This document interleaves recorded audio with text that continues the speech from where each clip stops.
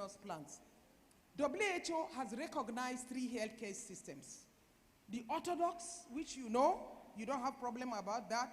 The traditional medicine is your indigenous medicine, the medicine of the people. WHO recognizes it as a form of healthcare delivery system. Then the third one is the complementary and alternative medicine. Like Professor mentioned yesterday, your traditional medicine is not complementary and alternative. Get that today. Your traditional medicine is part of your culture and is part of your people, so it cannot be alternative. Next slide. I felt that I should define some basic definitions so that you will be able to have a clearer picture of what we are talking about, subject matter. Okay, which one do I press? This first one? Go back to, which one goes there? Okay. So, I felt that we should be able to have an idea of what is, you know what is natural medicine. You employ natural means. For example, you have the Chinese, they say their own is Taoism. In Greece, you have hypocrites. And then also in India, they talk about Ayurvedic medicine. What are we talking about in Nigeria? We don't have an identity. We are trying to make it Nigerian traditional medicine or Nigerian indigenous medicine. So when you go out, you talk about your own Nigerian indigenous medicine. And that is how you can promote your own. It is important to define traditional medicine. You can see combination of knowledge and practices, whether explicable or not, used in diagnosing, preventing, eliminating physical, mental, or social disease, which may rely exclusively on past experience. If you go back to the monks, they were using experience, they were experimenting, they were praying. That was how they were able to heal people. So they were the natural healers. You must recognize that when you have an expert, you have the real natural healer, it's a gift given to God for that person. So in his family, that means they have healing properties. So they may be able to have the knowledge of the plants. You can work closely with them as pharmacists. You will see your role as we come along. Then come. It's important for you to know what is complementary medicine. Anything that is not orthodox or traditional medicine is complementary medicine. Okay? And once your traditional medicine leaves your locality, leaves your country, goes to another country, it becomes complementary medicine. Am I making it clear? So you begin to know when you are talking from today, don't say traditional or alternative medicine. You are debasing your own traditional medicine. And WHO has recognized those 3 healthcare systems. So as you heard today, you are listening to 2 healthcare systems recognized and approved by WHO. That is the traditional on its own and the complementary medicine. Herbal medicine is good. You know what is herbal medicine. Understand it. Is a prepared, finished, labeled, crude material medicinal plants. They are parts. They are prepared, processed, and packaged either into herbal drugs. There will be processing, there will be packaging, there will be quality controls. That is the step we just. But basically, when you say herbal medicine, this is the basic definition even. Phytomedicines. Now we are looking at phytomedicine. They are already prepared, processed, standardized. Okay? You have standardized them, you have looked at it, and then you package them for medicinal benefits. You often hear of supplements or functional foods. These are part of food or food part that provides medicinal or health benefits. You have garlic, you have ginger. Nutraceuticals is important for you to know what are nutraceuticals. Nutraceuticals are also part of foods, okay, with scientific proven health benefits and disease treatment and prevention. They are also known as what you call the supplements, phytochemical, functional, and nutritional foods. You often hear the antioxidants, dietary supplements. I want to use the word to bring in what you are, ethnopharmacy. There is ethnopharmaceutical, there is agroceutical. All these are terms that you fit in. But when you leave it, other people will take it. Agroceuticals, you are able to use agricultural products and bring them into pharmaceutical means. And then for also ethnopharmaceutical, you have brought the science in the culture of the medicines of the people. Okay? I just felt that it's good to know these basic definitions so that you don't confuse them from today. Then you have to recognize your own traditional medicine. Who are they? Where are they? Let us know. Are they playing a role, whether you like it or not? I'm sure one of you has ever been treated by a traditional bone setter. Is there anybody here that has been treated by a traditional bone setter or has somebody that has been treated? Thank you very much. You see, they set and treat. They are called orthopedic surgeons, okay? For those who are gifted, who have the family history, they are recognized. What we need to do is to get them together, train them, and more importantly, let them recognize their level where they can stop and then allow the professionals who are trained to proceed. And you have herbalists, not the wicked herbalists that kill people, but you have read herbal medicine, you have read medicinal plants, and you are an expert in that. And then traditional surgery, also people that treat. We even have veterinary healers, okay? Just like you have veterinary pharmacists. You have 25 minutes more. Oh, good. I'm okay. Spiritual healers, you know them. There is nothing, whether you like it or not, you must be spiritual in your healing. If you go back to the history of morphine, Morphos is the god of morphine. It is said that in those days, remember I told you, the monks and the priests were responsible for healing. Traditional psychiatrists, faith healers, I just wanted you to know these systems that we have now. See some of them, look at them, spiritual healers, traditional surgery, the raw materials, which should be of interest to you, and the women herb sellers, okay? Use of animal parts. For treatment of rheumatism and arthritis, it is well known that those hunters or those people that work water fishermen, they are able to get the medicines that are good for rheumatism and arthritis. You need to know who are they, what are these medicines, how can we put the science in it? Okay, let's come to complementary medicine.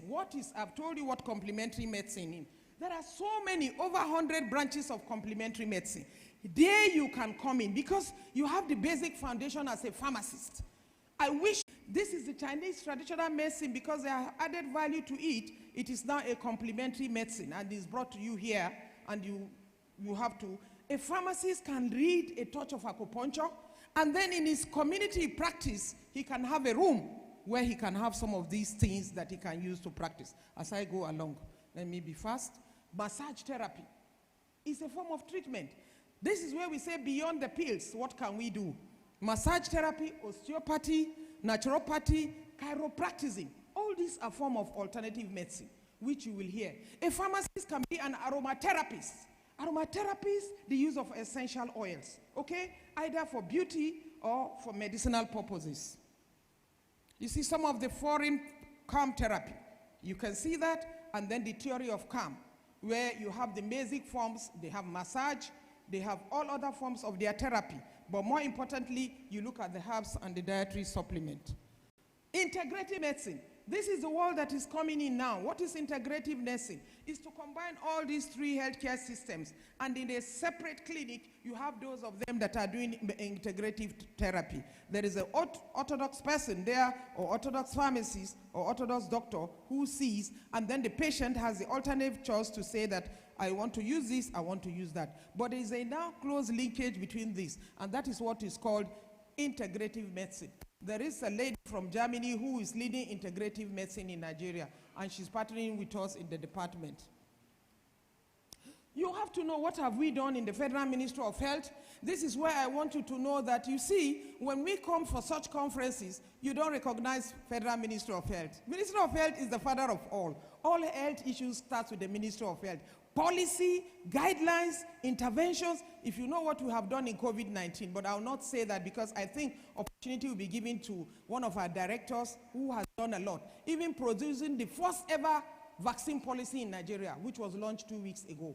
That was championed by my colleague. Please, can you stand up for recognition, who just retired last week ago? The first policy of vaccine. And now we have the third edition of the National Drug Policy, which should be interest for you. She just launched it 3 weeks ago. That was a parting gift. We do a lot, interventions. If we don't do the policy, we go and fight for our research institutes in our own way so that they must be supported financially. So please, when you come, always remember the Federal Ministry of Health and call them to say something about what we do. You don't only recognize the agencies. Remember, we are the father. The agencies cannot do anything without coming to the father. That is by the way. Thank you. even the chairman told you, they said the first intervention in natural medicine, in herbal medicine, started as far back as 1966 in University of Ibadan. First conference, establishment, even the establishment of the Institute, 1998, it was all a stimulation to look into research of natural medicine. Even Council for Arts, you wonder, they are in the process of conservation and preservation of medicinal plants. And then 1997, I am sure, can we recognize the DG of Natural Medicine Development Agency? You can see collaboration. Please, Sam, can you turn up for recognition? You can see, we are proud, this is the pharmacist. They have done a lot, they have documented medicinal plants. 1997, you can see to 2006, it was a program under planning. It became somebody was asking, what have we done? We have developed a curriculum for training herbal medical practitioners in school. Contemporary pharmacy practice. You know and agree with me that 40% of your APIs or your medicines are from plants. So I have no doubt with that.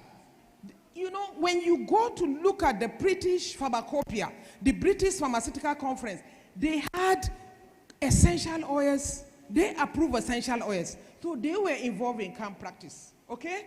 And then again, in the pharmaceutical care, they try to accommodate camp because, like I said, the conference in 200,000 by Professor William Dis approved the inclusion and information on essential oils preparation, packaging, and storage.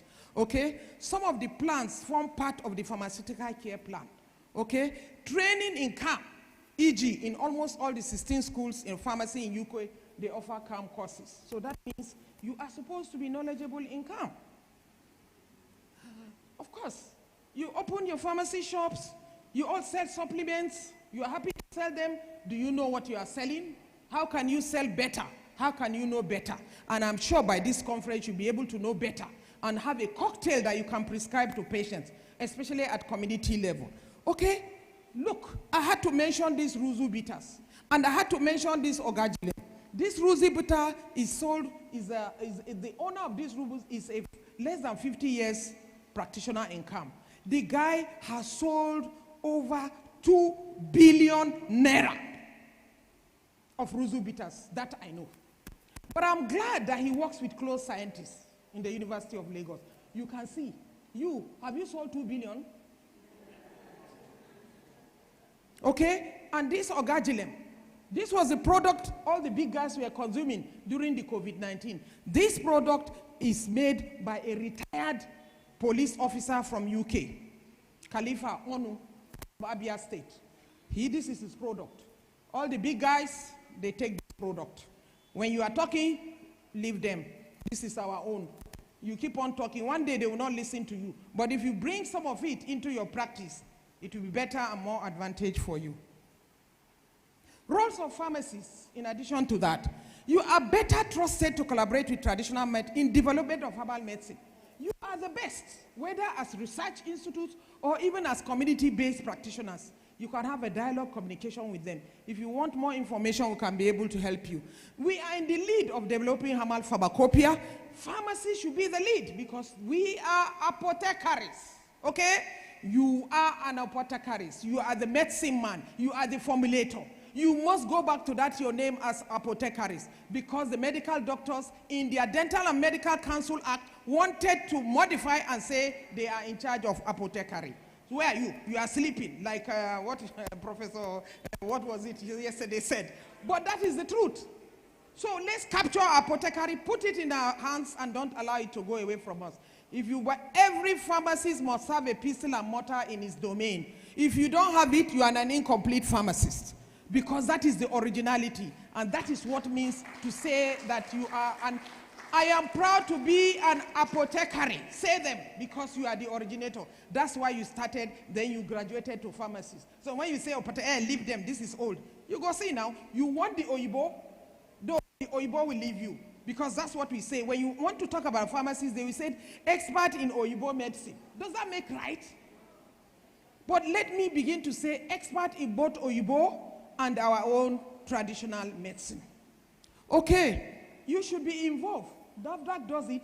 But you can go with a practitioner that you know to begin to teach him the standards and the packaging okay, with your knowledge of pharmacopoeia, okay, to be able to have them package these products with you as either community level and encourage them to go and list their products with NAFDAC, okay? And you are the pharmacists, you ensure standards, you ensure quality and safety of TCAM products can never be overemphasized as long as there is a pharmacist there. What is the social economic benefits, okay? We look at the health benefits because we say we want to have universal health coverage.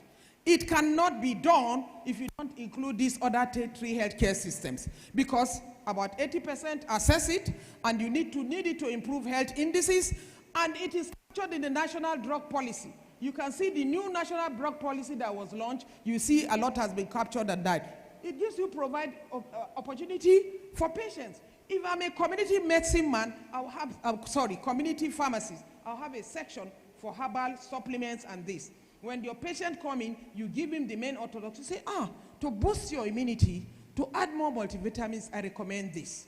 Once that patient goes and gets better, he will get you more and more and more people. Don't only look at the quick money benefit. Try to know what you are doing so that you excel in professionalism. Okay? And then, like I said, the new medicines. We need them because if you don't exploit this, Africa can never discover new medicines. Socio-economic. We need to do the research for our materials. That means we need to go into cultivation. You must be when God created everyone, there was a profession, and that was the agric profession. You are all professional, you must go into agric. Good agricultural practices, good cultivation practices, and identify a medicinal plant that has potential. You begin to do your pestle and mortar simple preparation. In that case, you will see that apothecarism in you will come out. You need to stimulate it. And I hope at the end of this lecture, as you go on, have an originality, have an identity. Apothecarism should be your watchword, okay? And it will reduce importation. There will be proliferation of all these people. I see them, they come to my office, they are not pharmacists. They are smiling home with millions of dollars. They give me samples, I share. I say, Kai, where are these pharmacists that can take up this job? Even if it is collectively, 5 of you come together and do something. Okay? Like I said, there will be job creation. These are low-hanging fruits. Okay? And we have 79 million arable land which you can use to cultivate. Artemisia annua was told it will never grow in Nigeria. The Chinese said it will never grow in Nigeria. It grew so well that the content of artemisinin was 1.62, which was more than the 0% that was required of the artemisinin content. So God has blessed us with arable land. And then there's what we call, in Cameroon, there is a plant called echinacea. It is a popular plant that is used to boost the immune system.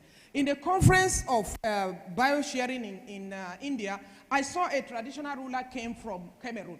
I was wondering, what is this traditional healer looking for? When he stood up to speak, he said, now you have come to get my echinacea. Now you are going to build my school, you are going to build my roads, you are going to provide me with clinic. Just because of that one plant. And now they have developed and set up a facility for production of echinacea for export. In your locality, God has blessed you. Go to your locality, find out what is that medicinal plant. Bring out the apothecarism in you. Okay? And then, like I said, the development goals: alleviate poverty, boost national, enhances value addition of indigenous plants. Like when Professor Major was saying from farm to pharmacy, it was a value addition that he was saying. Along that value addition, what can you do? Medicinal plants, packaged in teas, capsulated, extracted, a whole gamut of value chain that you can earn millions of dollars. While you are waiting to go into clinical trials, whether you want to get the molecular or you want to get the active APIs. But along this, you can begin to make your millions of naira or millions of dollars, and then you can go ahead and continue your clinical trials. I said, you know, if you go into TCAM, you are harnessing the development goals of Mr. President. They are saying rice. You know, you buy basmati rice. Am I right? Do you know what is basmati rice? When they, I'll have to quickly round up. I'm almost through. But I think it's important. Are you enjoying the lecture? Clap for yourself. So, you know, basmati rice, when they are to parboil it, they add a plant called Basil ocimum or Basil gratissimum. That addition of that plant in parboiling makes it basic rice and make it more experienced. Inchawu is everywhere. So you too can make your basmati rice. Okay? And that is where I'm coming into therapeutic foods. Therapeutic foods.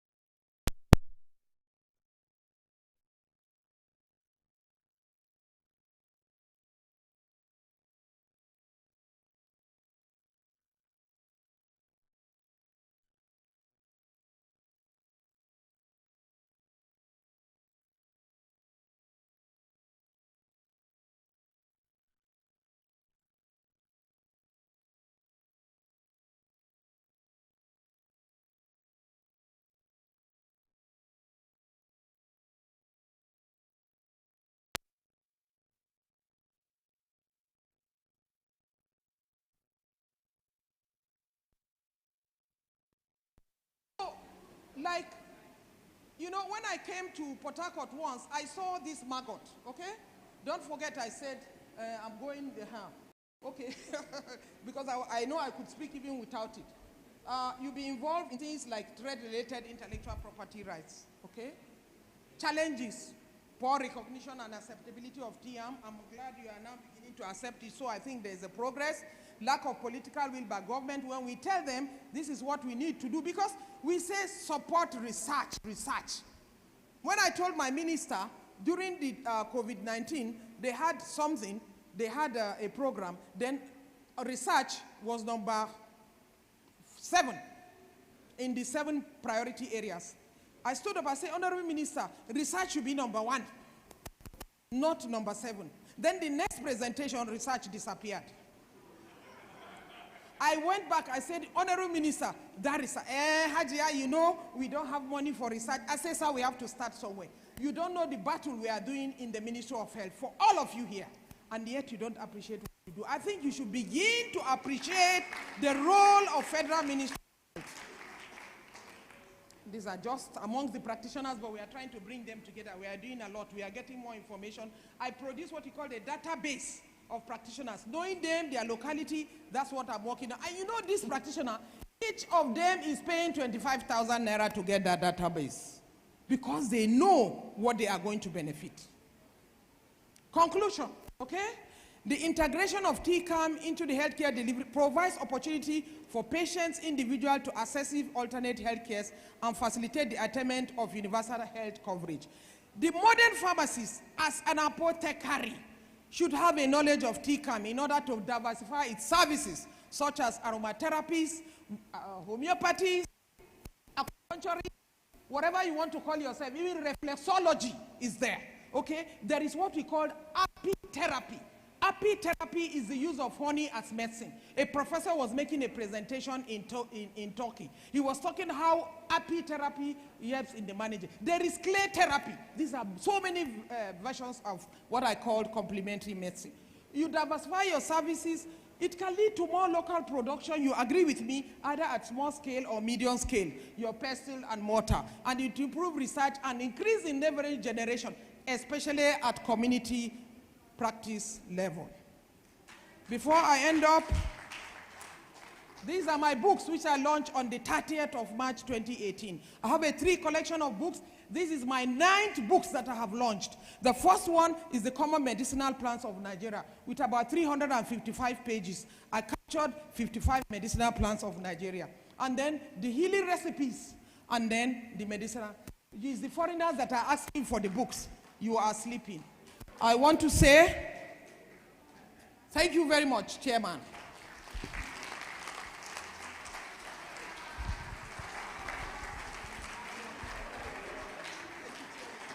You're welcome. That was good. I think we can. Okay. I'm sure you all agree that was brilliant. You remember I told you she's one of the leading experts in this field, and I'm sure she's not let us down. One of the things you raised, that issue about apothecaries being reflected in the Medical and Dental Council Amendment Act, I can confirm to you, and I can confirm to this audience because I was also part of that public hearing. We opposed it vehemently on different platforms, and I can confirm that in its most original version today, the technical term apothecary has been removed from that bill. It's been removed. They have considered that it is actually a title of a pharmacist. Of course, like I said, this is a very important session, and I think one of the things we should work towards is to come up with far-reaching resolutions that will be reflected in the final communique of this conference. So I want stakeholders to continue to take notes so that when we have a window for questions and answers, comments, we should be able to generate some far-reaching positions that we will send to the National Secretariat of PSN. Can I request that you go and have your seat?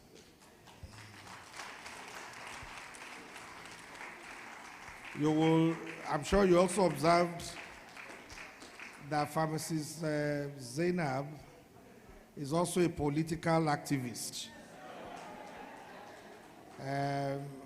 Because when attempts were made to interrupt our presentation by telling her to stick to a certain timeline, she quickly took the matter directly to the audience for protection. And I observed that the audience protected her very well, meaning that you were enjoying that presentation. So I think we deserve to give ourselves another round of applause. Can I confirm whether Chido is in the hall now? Yeah. Pharmacist Chido. I didn't see you. Okay. I think without much ado, let me just bring in Chido. He's a man of many parts. Many people call him Barrister Chido OKOYE. For a brilliant mind like Chido, I will not consider you a barrister. As far as I'm concerned, you are pharmacist Chido OKOYE. Because the most brilliant minds will continue to be retained in-house. Chido is also the incumbent chairman of the ACPN in Enugu State, among so many. He's a social commentator, very well informed, is a very brilliant mind. When contemporary matters come up, I look forward to seeing or reading his views before taking a position. And so I'm very happy that you're part of this session. Let me therefore invite you at this time to deliver your paper, which I am sure, as usual, will be very brilliant. Please welcome him.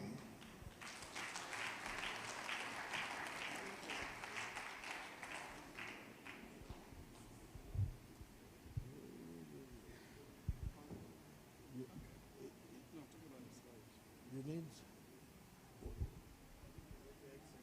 Yeah, I have a PowerPoint.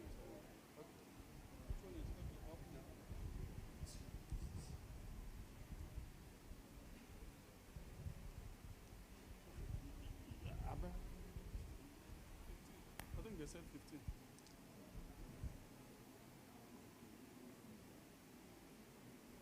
Hello? Yeah, my name is Chido OKOYE. I'm a pharmacist, lawyer, and homeopathic physician. I'm also an associate professor of homeopathic Materiamedica at the International Open University, Greece. And I also lecture at the Nigerian Institute of Homeopathy, ENUGU, in addition to other things. So I'm very happy to be here. One, because most of our colleagues don't know much about TCAM. Especially, I operate in the CAM area. Pharmacist ZAINAB has given a very comprehensive overview of TCAM. So we're not going to waste a lot of time in that.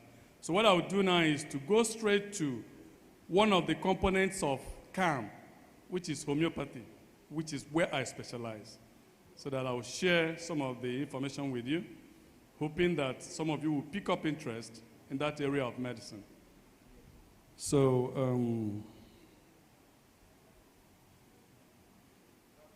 okay. Is it not working? Okay, so this is the contents. Introduction, overview of TCAM, current position in Nigeria, homeopathic medicine, the position of pharmacists in TCAM, conclusion, recommendations, and references. So what I will do is that wherever ZAINAB has, whatever ZAINAB has treated, I'm going to gloss over it and go on to the other ones. So, and then let us give ZAINAB another round of applause before I continue. You know, ZAINAB has done a lot for TCAM in Nigeria. She has done a lot, so marvelously. She's a fighter, she's a lioness, she's an Amazon. She doesn't know me very well, but I attended during the public hearing on TCAM. I was there. I saw fellow OLUMIDE too. And then when she launched her book, I came with Professor Ugo. Yes, and you autographed my books, but you don't know me personally. So that is it. She has done a lot, so she deserves all the accolades that she can get. So let me run.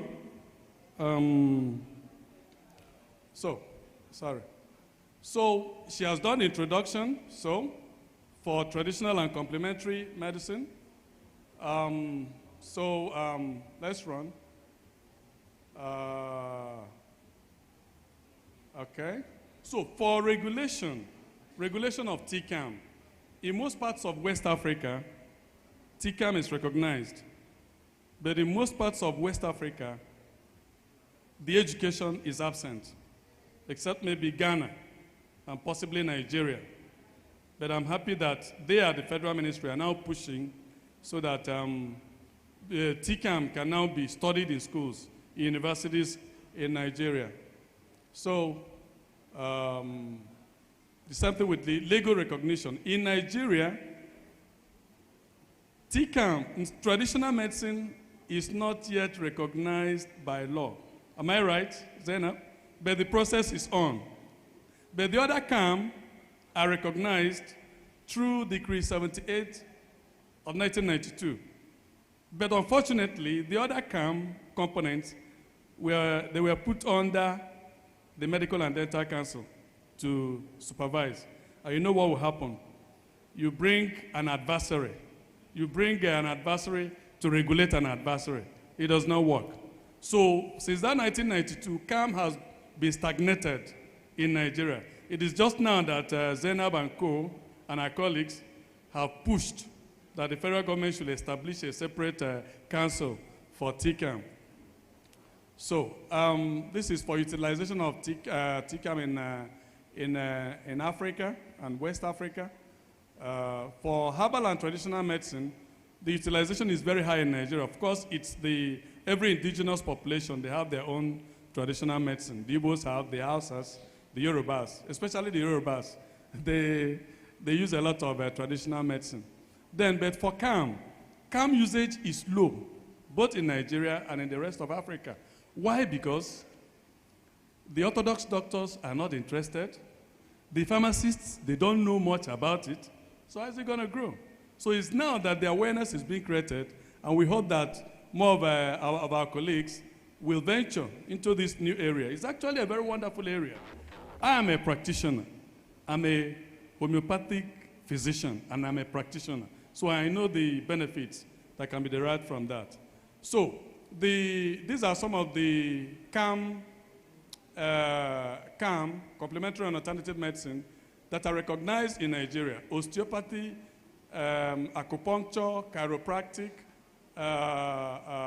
homeopathy. These are the ones that are in the MDCN Act. These other ones like Ayurveda, aromatherapy, and co.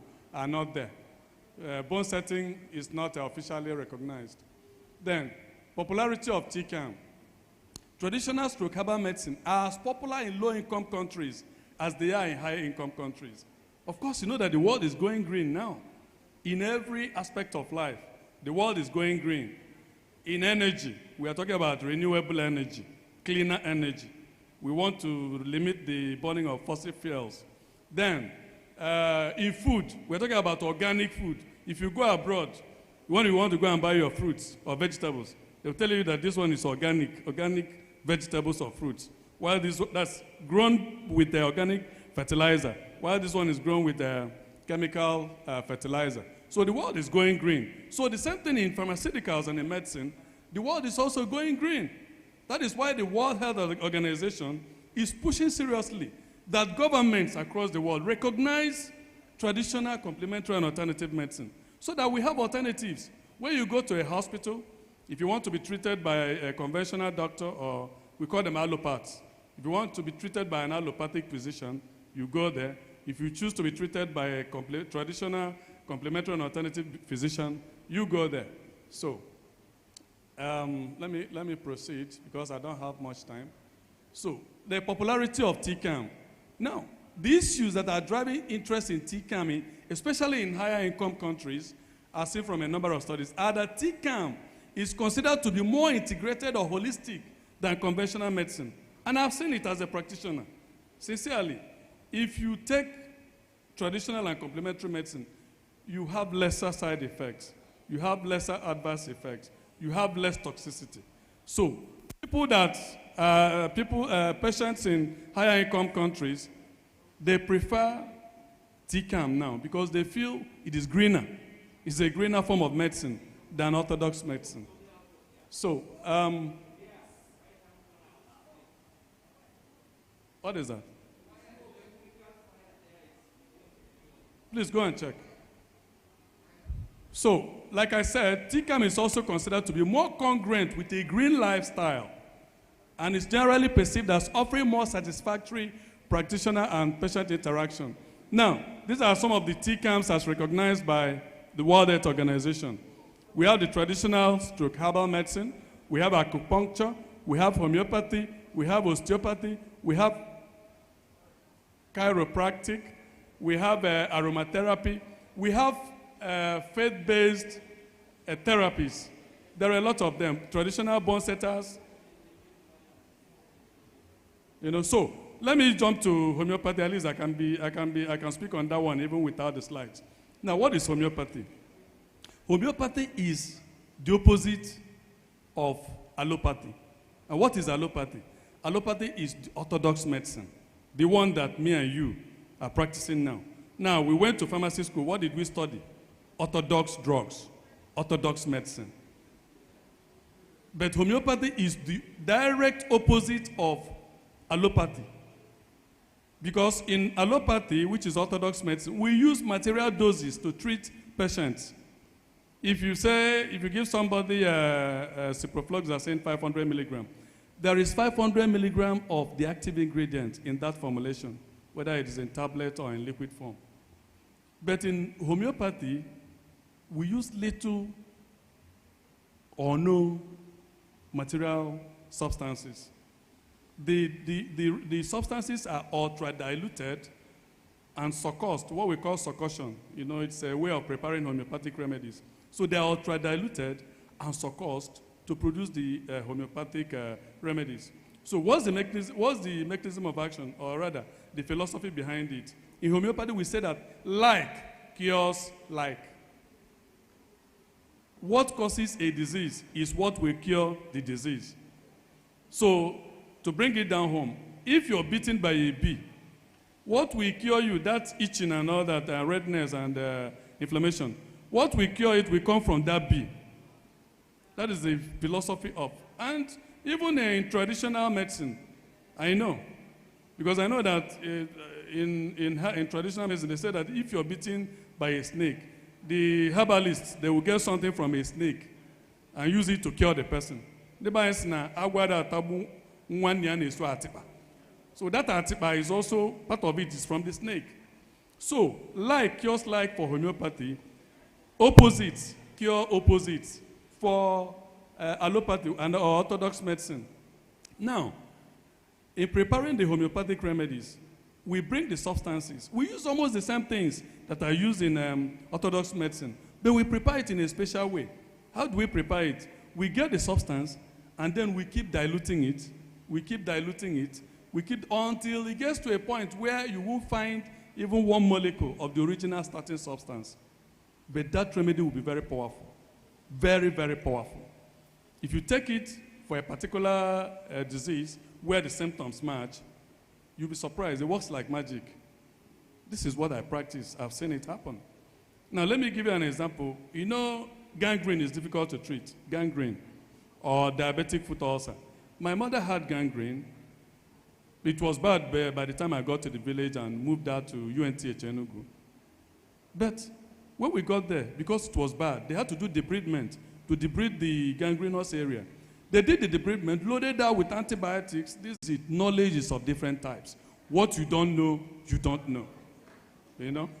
So that is it. So homeopathy is an alternative medicine. It's not complementary. Because we have more than 3,000 remedies, and you can use it to treat any kind of disease in this world. Even the disease that has not even been discovered. Because the philosophy is simple.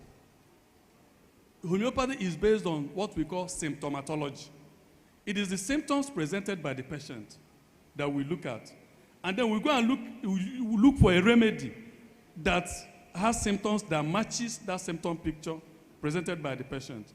When we give it to the person gets healed. And then also, in homeopathy, we treat an individual. Homeopathy is based on individualization. If you're sick, if you have a whitlow in your hand, we are not treating the whitlow. We are treating you.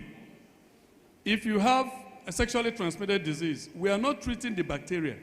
We are treating you. You know? That is what confounds even the conventional physicians. It confounds them because they don't understand how the thing works.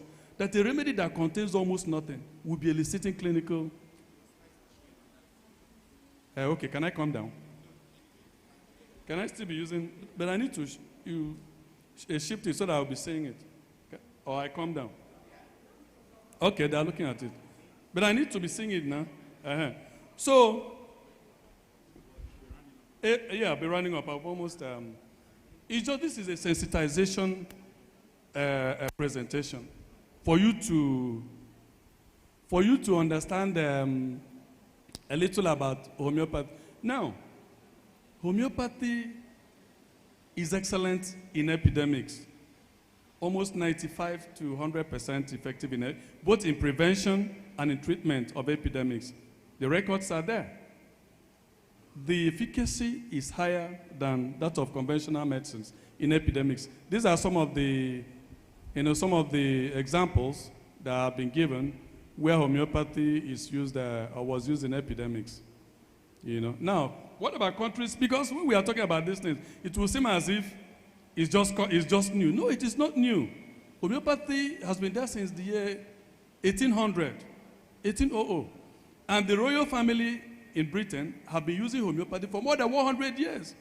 The queen, as she is there now, she does not use orthodox medicine. That is the truth. The Royal London Homeopathic Hospital has been in existence for more than 100 years. So this beautiful area of medicine, they hid it from us and gave us toxic drugs to be consuming. You know, because these toxic drugs, when you keep, especially in chronic cases, when you keep taking them, you develop iatrogenic diseases. You develop other diseases caused by the drugs themselves because they are very toxic and have a lot of adverse effects. Okay, so Germany, these are some of the countries: England, Germany, Austria, Scotland, New Zealand, Australia, Russia, Brazil, and co. You know, So they all use homeopathy. And it's incorporated in their national healthcare systems. Not just that they use it.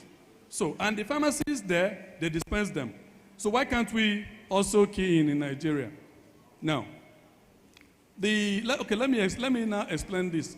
Barriers to homeopathic use and practice. This is where people get confounded. Both physicians, conventional physicians and pharmacists. Now, how can you now tell that ultra small doses are capable of producing clinical effects? You have a remedy, there is no molecule inside, but it tells clinical effect. Sometimes very magical. Like my wife had, she had this very terrible waist pain like 4 years ago. It just developed all of a sudden. Yeah, I'm rounding up. And her sister in Canada said she should go to orthopedic, they should do X-ray, ultrasound, and go. I now told her, tell me what is wrong with you. Tell me your symptoms. Well, she reluctantly did. I just gave her one remedy and the thing stopped in 2 days, till today. But if she had gone to orthopedic, they would load her with NSAIDs, you know. So let me quickly round up. So that is it. That is it. So the strength of a homeopathic medicine is counterintuitive. If you use your ordinary brain, you won't be able to understand it. That's what contains almost nothing, elicits or produces clinical effects. So let me quickly, safety concerns, homeopathy can be more safer than many conventional and even herbal medicine, because herbal medicine is also given in material doses. But potentized homeopathic medicines are not given in material doses. You know, that's why they are very safe. So the advantages, well, of course, I've been talking about some of them along the line.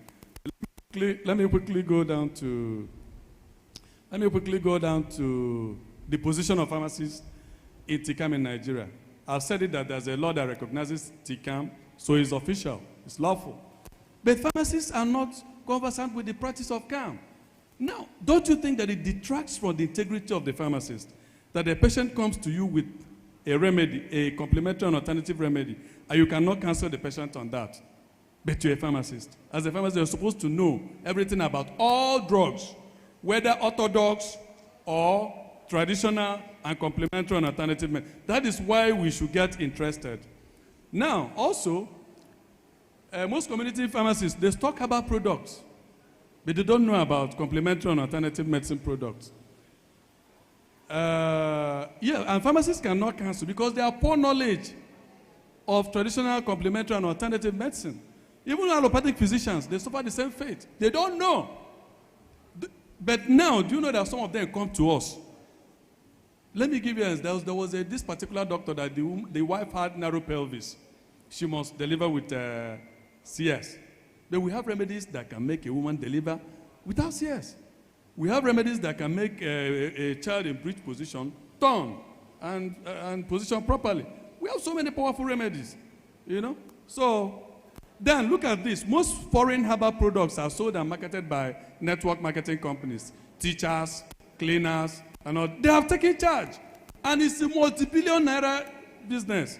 Where are our colleagues? They are nowhere to be found. So conclusion. Hello, this thing has gone. Hello, the signal has gone. Conclusion. The thing is that we are asking the federal government to, just like ZAINAB said, most of the things she said in her conclusions, I adopt them. Let them establish schools for traditional and complementary and alternative medicine. Let our universities, I'm sure some of the lecturers are here, let them establish departments of TCAM in the universities. Let the government provide funding for research in the area of TCAM. And let our colleagues come so that we will dominate. Now, can you imagine now that the PCN is there with the enabling law, fully empowered, but do you know that they do not regulate traditional, no, they even traditional complementary, no. The traditional medicine people use these public address systems to sell their drugs. The other side is network marketing companies. They even have what looks like pharmacies, but they are not regulated. Why? So, ladies and gentlemen, senior colleagues and all that, develop interest in TCAM. As you see me here, I'm a fulfilled practitioner, fulfilled, because I have first-hand experience. You can never know until you come close. It is only when you come close that you will experience the beauty of TCAM. Thank you very much.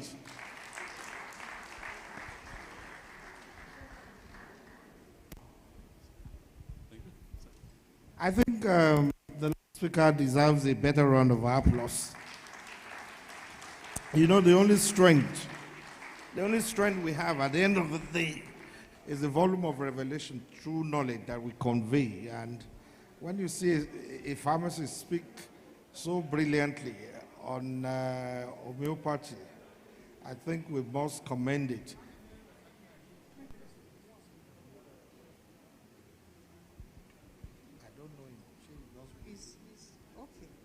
All right. I don't know. Thank you very much. Another round of applause. I think to cap it all up for this session, we have Professor ABERE from MADONNA University here in Port Harcourt, correct? River State, from River State. A round of applause for the Prof. He will cap up this discussion and then we will move forward. Thank you very much. Do you have slides? Do they have the slides? Yes. Do you have his slides?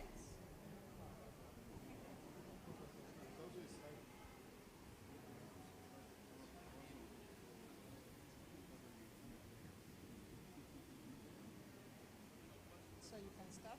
You have the mic.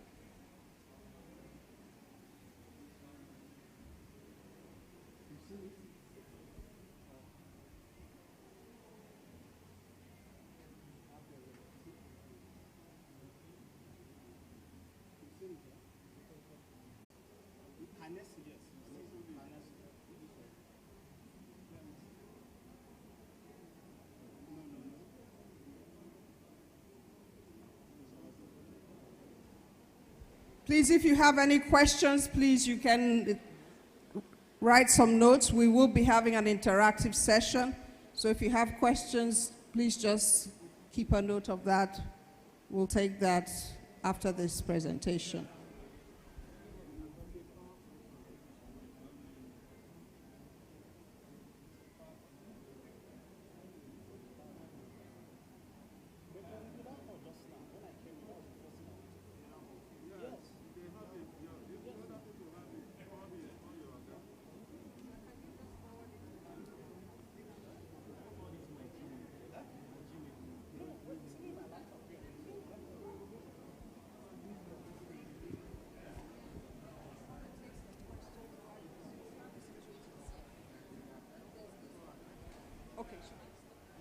Okay, while we have that, do we have any questions for the first two speakers? Any questions for the first two speakers or comments? Okay, so that we make good use of our time.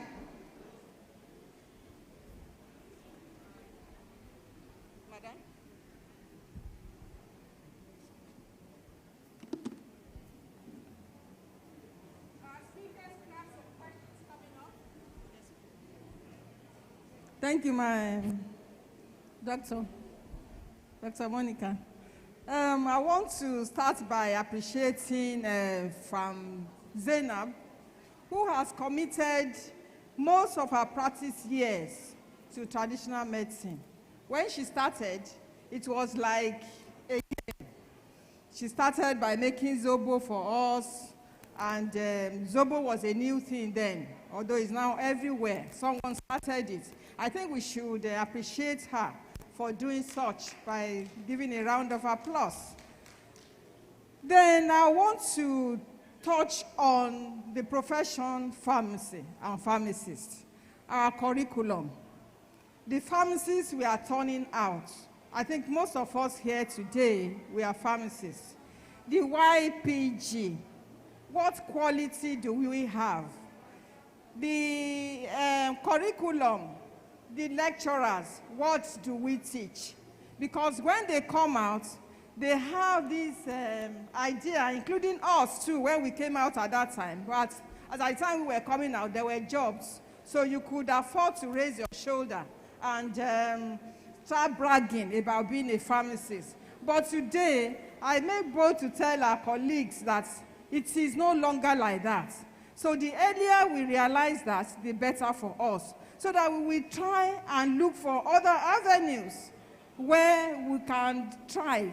Like this TICAM, she has educated us so much that even me, that I thought I know so much about it, I'm seeing billion and billion, even dollars and naira. And it is true, the people that are there are just people that have little or no knowledge. Doesn't have knowledge at what you have. You have chemistry, you have pharmaceutics, you have everything, but the people that are actually there making this money, they don't have it. So the earlier we start educating our young ones, that they should look elsewhere. While you can see what our lawyer pharmacist has been able to do in homeopathy, we should go into that area too. Find something else to do outside pharmacy. That's my contribution. And then to let you know that the vaccine policy we have is a policy that is now telling us where to go. A policy in the first place is where the authority of the gathering of people, what they want to be doing. Initially, for years, we did not have. I went online and checked. I said, few countries have, very, very few, maybe one or two. So Nigeria is taking the lead. In the whole of Africa, we are the only ones that have the vaccine policy. I have a copy here, and there's a QR code. The QR code, once you click on it, it will give you the online, the soft copy of that policy. You don't need to have the hard copy. Once you have the QR code with you, you snap it, you have it in your system. So like the drug policy too has just been reviewed to talk about local participation in production and drug security in Nigeria. Thank you very much. Thank you, Monica, for that. Thank you, Ma. Thank you. I think, sir, I'll hold your question. There are two that I had lined up. The presenter is ready to take his presentation, please. Let me hand over to the Prof. Thank you very much, sir.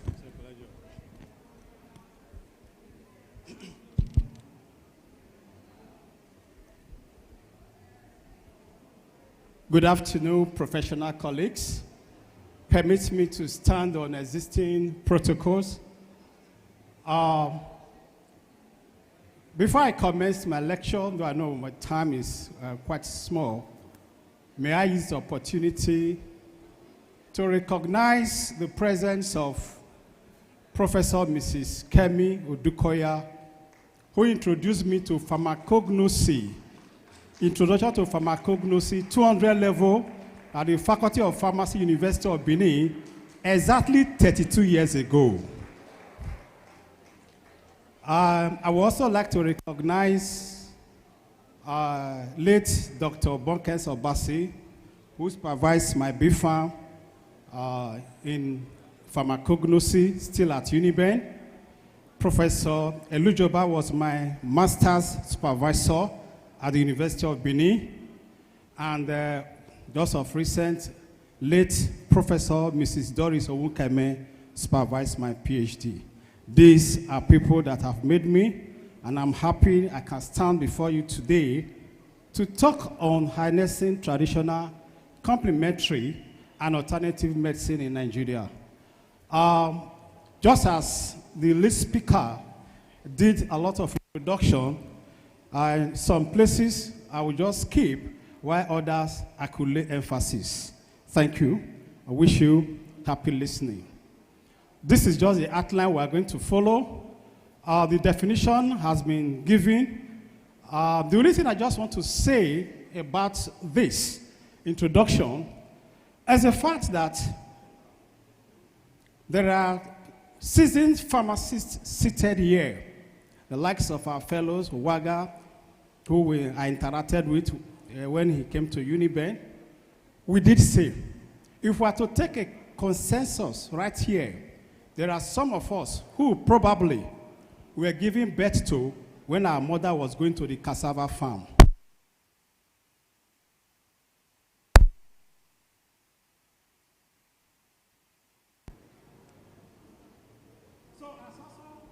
already mentioned, we have common examples of farm.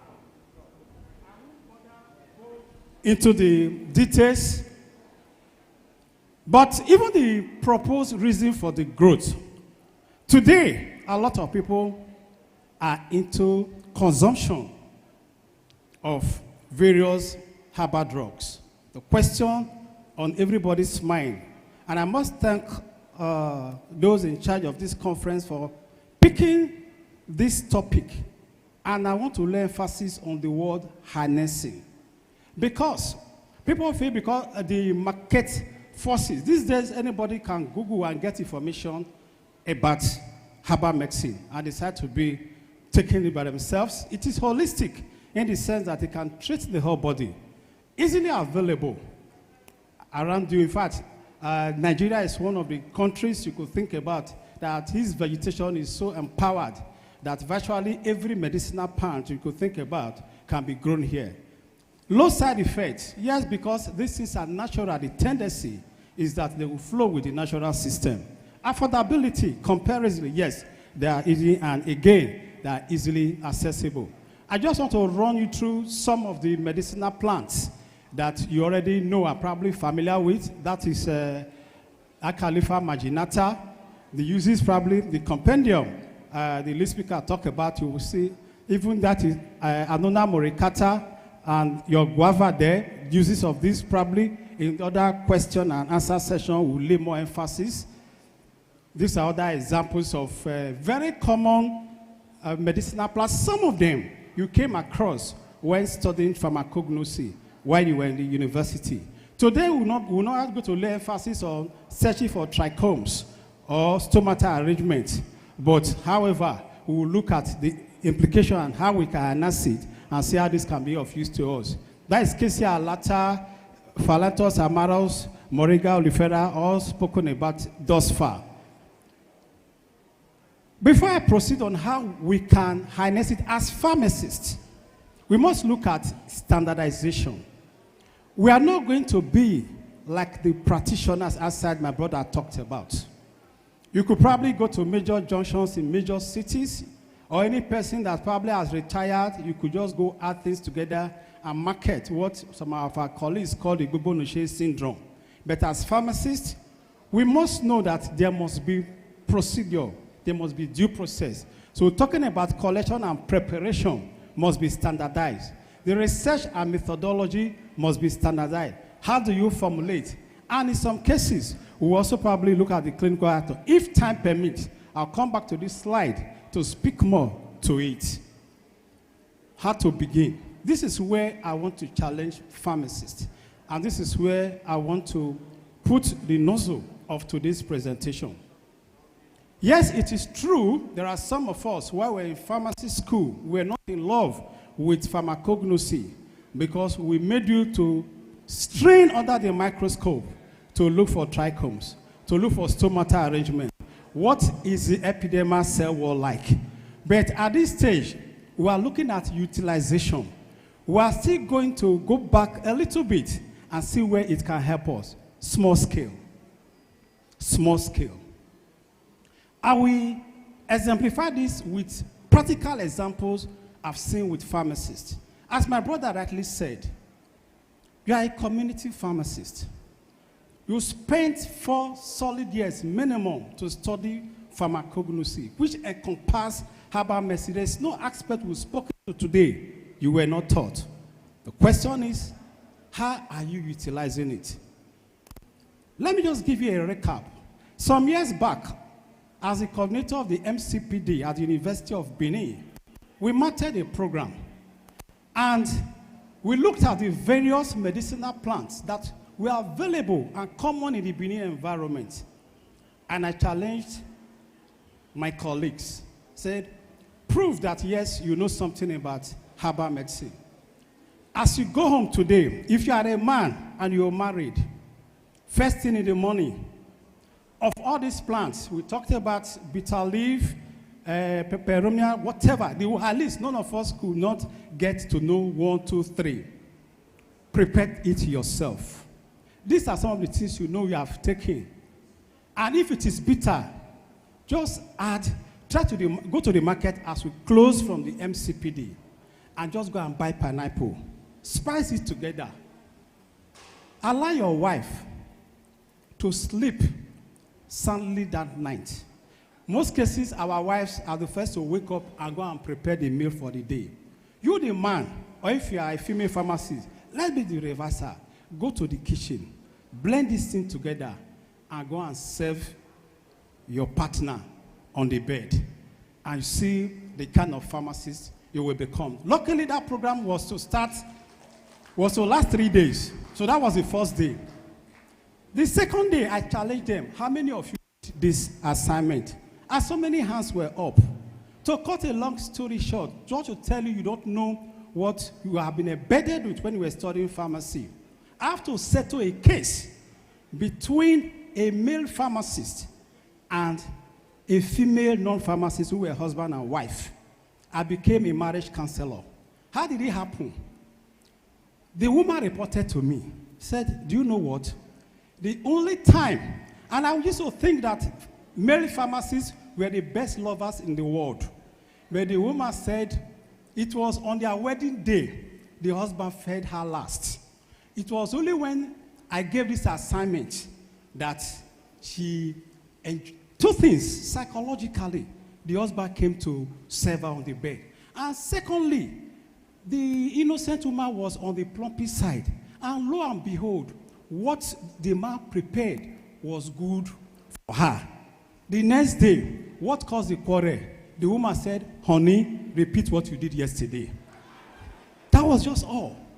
And here you are, you said she's the bone of your bone, the flesh of your flesh. You say you're a pharmacist, and this is somebody telling you that this thing is good for me. So that is what I said, small scale. It can start with you. There are many things. Most of us here, go to your villages. There are things that our fathers have used, and they work. Why can't you use it?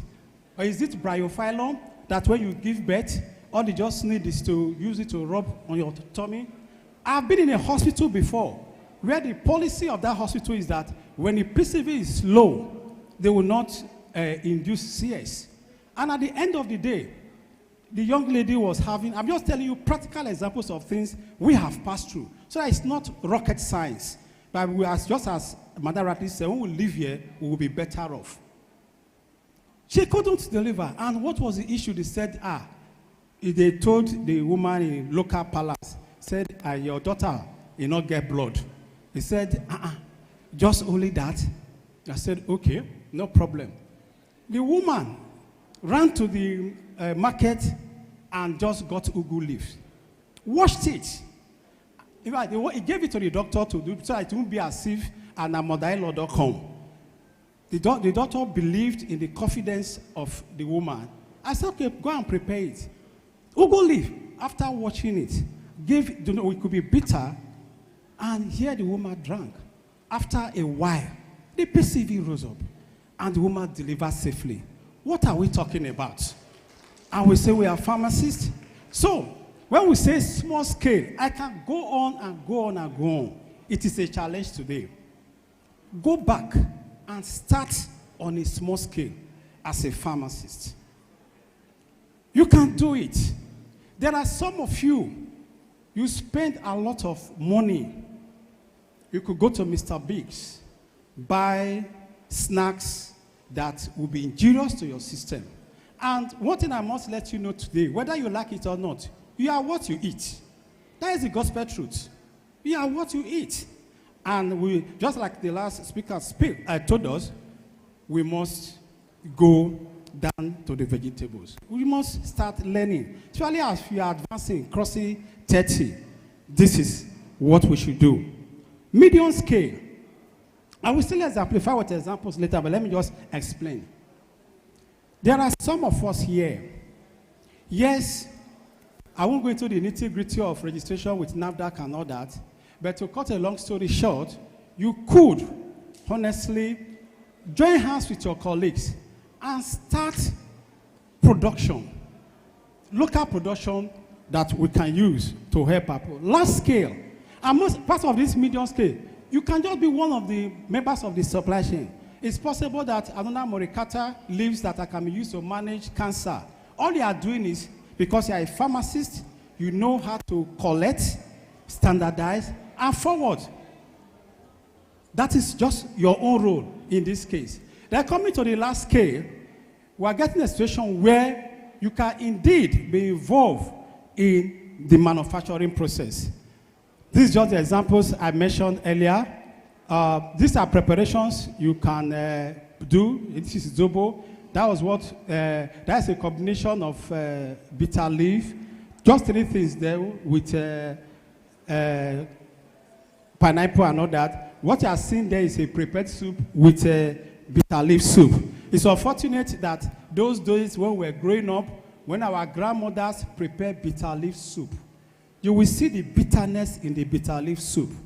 But today, our modern young girls who are in the ICT world will prepare bitter leaf soup, and bitter leaf soup is now sweet. Something must be wrong somewhere. Medium scale that I talked about, you can just be involved in packaging. Then the last scale, this is a farm for Madonna moritata that you can use as a pharmacist. If this is what you want to do, why not? Do the collection. These are the things they taught you. So let your lectures in pharmacognosy at the university not be in vain. And it will not be in vain in Jesus' name. This is the powdered form of it, which you can also do. Powder it, and if you can pass all the necessary standards by SON and NAFDAC, you can send this outside the country. This is something one of us has produced. In all honesty, yours SLS is speaking to you right now. I made this preparation from Madonna moritata. Our strength, I said we have the requisite foundation training. There is no profession in Nigeria today I can challenge them that had any knowledge about herbal medicine or even pharma. Some of us as lecturers, I don't want to call them medical, I see them as physicians, have approached us on how we can collaborate. But we tell them, go to the nitty-gritty. Cultural affinity, we do know very well that our people, this is what they want. So as pharmacists, why can't we give it to them? Green vegetation and fertile oil. I still believe, by God's grace, I've been to 1 or 2 other countries. I have not seen a country as fertile as Nigeria. From the river to the Sahara. And that is God's blessing upon us. And we should key into that. Possible challenges and solutions, some of them have been talked about. Yes, lack of funds. You need partnership. You may not be able to, especially when to go to medium scale or large scale. Lack of research materials. You need to actually reach out to the lecturers in the university. We thank God, courtesy of Pharmacists Council of Nigeria, we are having so many universities springing out that are studying pharmacy, so you can collaborate with the lecturers. Government policies, it has been talked about a lot here today, so I won't waste time on that. In conclusion, growing peanuts sounds pretty boring, right? Not to George Washington Carver. He studied them, discovered hundreds of different uses for them, and became so famous, he was invited to Washington, D.C. to explain the secret of his success to a congressional committee. And I say, wisdom will enter your heart, and knowledge will be pleasant to your soul. Proverbs 2:10. Thank you for listening to me, and God bless you.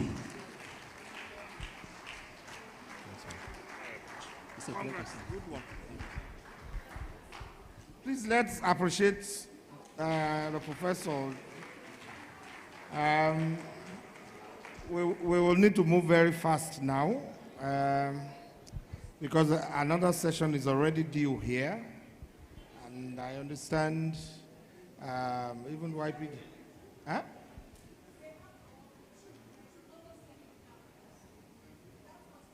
Yeah, I know. So let me invite you over once again so that you can allow those who were already asking questions to go on so that we can round this up. Sir, your question? Quickly. Okay. The chairman and all the respected speakers, my name is Dr. Sam Metatuvi, the DG of Nigerian Natural Medicine Development Agency. Like I mentioned during the reception, and a welcome reception. The agency is one of the 17 agencies of the Federal Ministry of Science, Technology, and Innovation. Our mandate is basically to research and document, develop our indigenous traditional medicine. And one of the strong points, it was established in 1997, as shown in Hajar's presentation. The focus of that agency at that time was more of training. So we had a college of traditional medicine college then at number 9 Kofa Abayomi. People like Quincy that you know, those of us from Lagos graduated from that school. And we've done a lot of trainings from across the country for traditional medicine practitioners to increase both their product development and practice skills. The essence is that the traditional medicine knowledge resides at the grassroots. And like all the speakers have mentioned, what is the role of pharmacists? The commercial, the world economy is about, like she mentioned, it's about 100 billion business. When I drive through Lagos or Abuja and I see some community pharmacies, how wretched they are, how dirty the environment is, I feel pain. When accountants and other professionals are taking advantage of the area where we are natural occupants. We studied pharmacognosy, as I mentioned. We studied pharmaceutics and pharmaceutical technology. All of us hear of extrapersonal preparation. So I think I want to align my comments with the presenters. Let pharmacists take advantage of traditional medicine knowledge and come up with products that you can even do.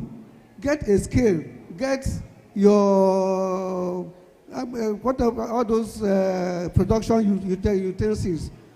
You can do this to augment the kind of services, your pharmaceutical care that you can give to your patients, and we will be better for it. Thank you very much. Yeah. Good afternoon, everyone. My name is Enato, professor from UNIBEN. So some of you know me. I am inclined to clinical pharmacy, one of those who propagated that philosophy at the detriment of the other aspect of pharmacy. Yeah, first of all, I would like to acknowledge the speakers, especially the number one, pharmacist ZAINAB. I never knew that she is also a political activist, and people like that are actually very good in championing a cause. And I think PSN, sir, you really need to key into that. Yes, really having someone like Pharmacist ZAINAB to champion this cause. My comment really is about implementation of some of the things that have been discussed here today and many other in many other fora. And I know, as usual with us, Africans, we hold meetings and we deliberate, everybody is sensitized, and we will all go home, and everybody forgets about that. And I think PSN should use this as a case study and try to see how they can set up an implementation committee, drawn with people from different areas of specialization. As we have seen that this TCAM, is a lot of value chain.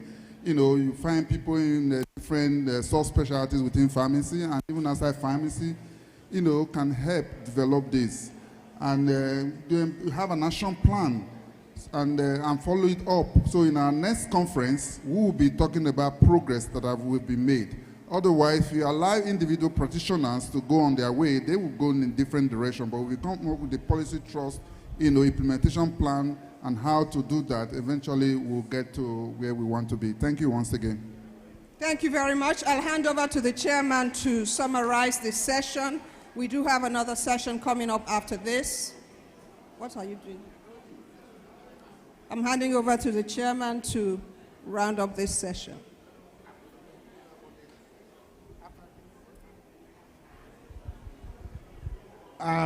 Distinguished colleagues, I believe we've had a very robust session.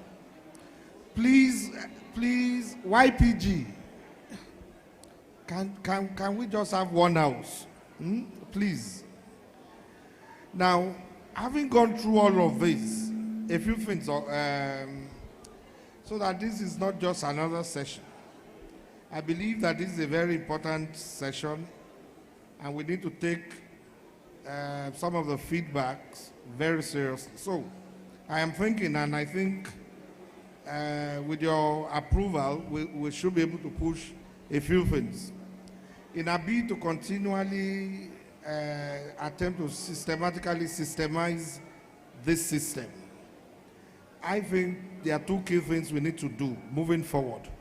One is that, do you approve that we recommend to PSN that the PSN should set up a technical committee on this, because there are so many working committees of the PSN, so that the PSN is strengthened from a perspective of vantage information to drive these at other levels. Is it approved?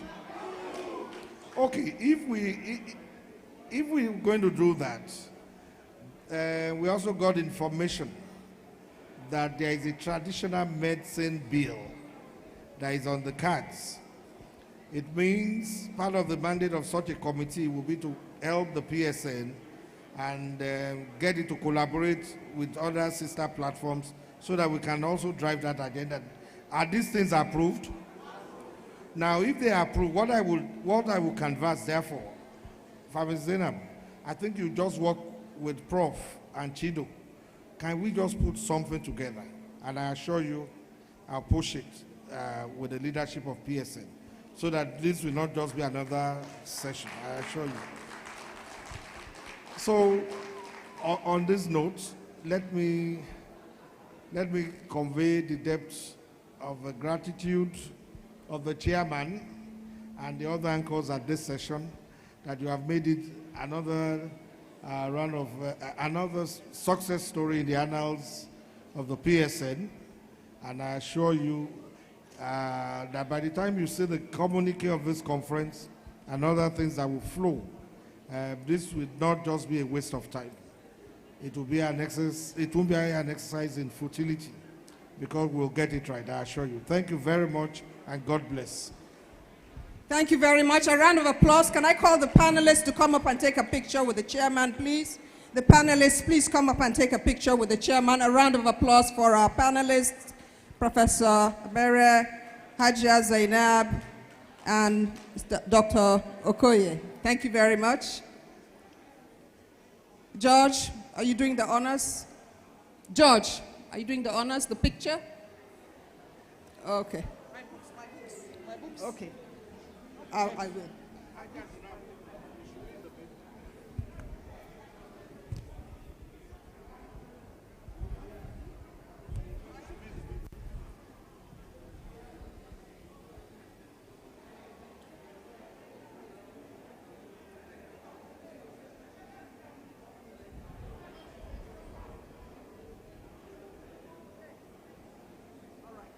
Thank you. Thank you very much. Hajia ZAINAB's books are available. There's a sheet going round. Mr. George, I'll hand over to you. Thank you very much. Thank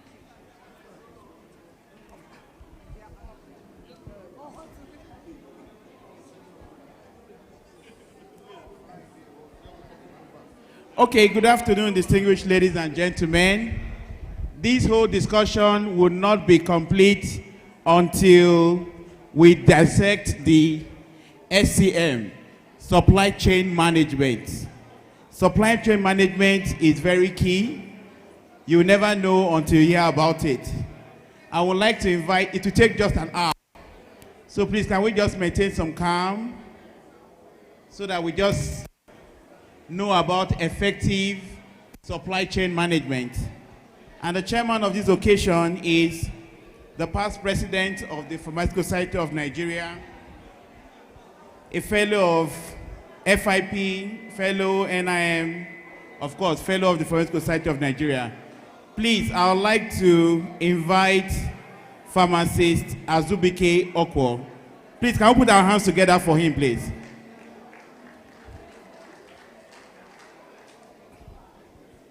Okay, all subcommittees are hereby dissolved. Can we sit down, please?